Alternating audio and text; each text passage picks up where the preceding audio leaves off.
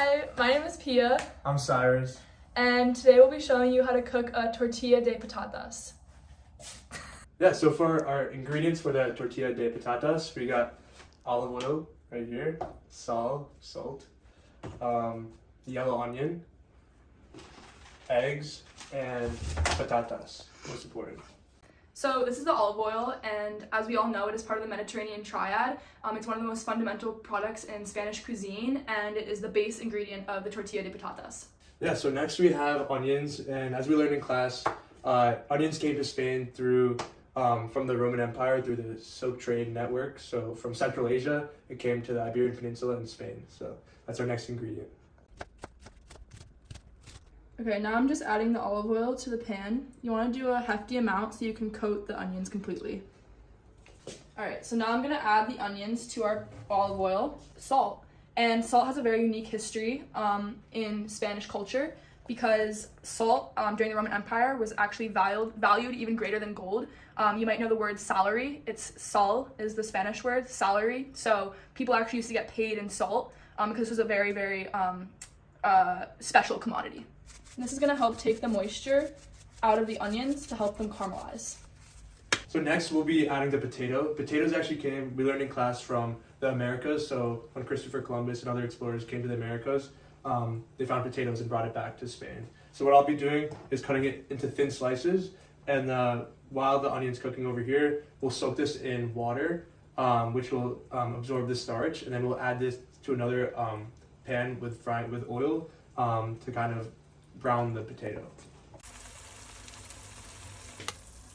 Yeah, so it's really important that the slices are thin so they can all be cooked evenly. Cool. It's a small pan, so we're gonna have to mix it around a lot. So our onions are just about caramelized. You can see they have a little bit of brownness on them, which is exactly what we want. So yeah, we'll take those off the heat. Strain it, so we have the onions left over.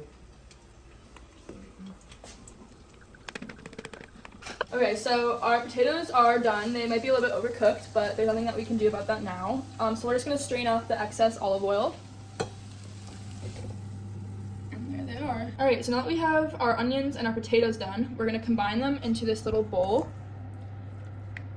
So now it's time to add the eggs.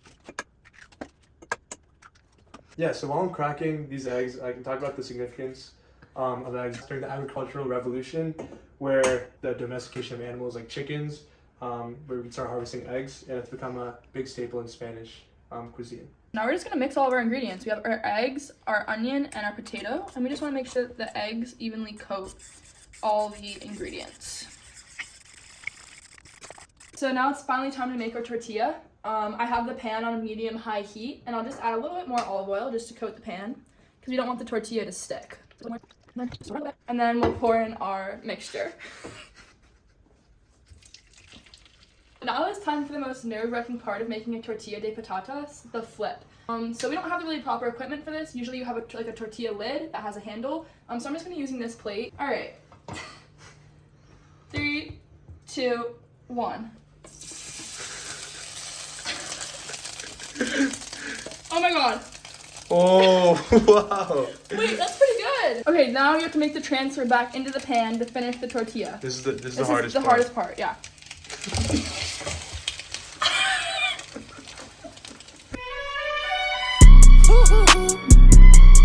Yeah, so after the flip, we let it cook for a little bit. It's looking great. You can zoom in on this. You know, it's got a great coloration going on. We got the eggy outside with the potatoes inside exactly how you want it. And now we'll be transferring it to the plate to be eaten. Okay, great. So now we're ready to enjoy a traditional Spanish lunch. A really great, well-cooked tortilla would be a little bit runny still, but we are just beginners at this, so we weren't able to achieve that effect. To accompany our Spanish lunch, we have Gazpacho. This is a very traditional Spanish soup. From the Andalusia region of Spain, and it's traditionally served cold. Traditionally, you blend it, but we don't have a blender in these small kitchens that we live in. But we had to make do with what we had. We'll check back in once we taste everything. Awesome. Okay, so we're gonna document our first bite. Cheers. Cheers. Not bad. Wow. It really tastes like an omelet. Yeah, an omelet with potatoes. I like the texture of it. It's the texture of potatoes, but like with that eggy feel. Yeah. Just a little like that like foaminess at the end. Exactly. You're ready to try the gazpacho. Wash it down with some gazpacho. All right, cheers. Cheers.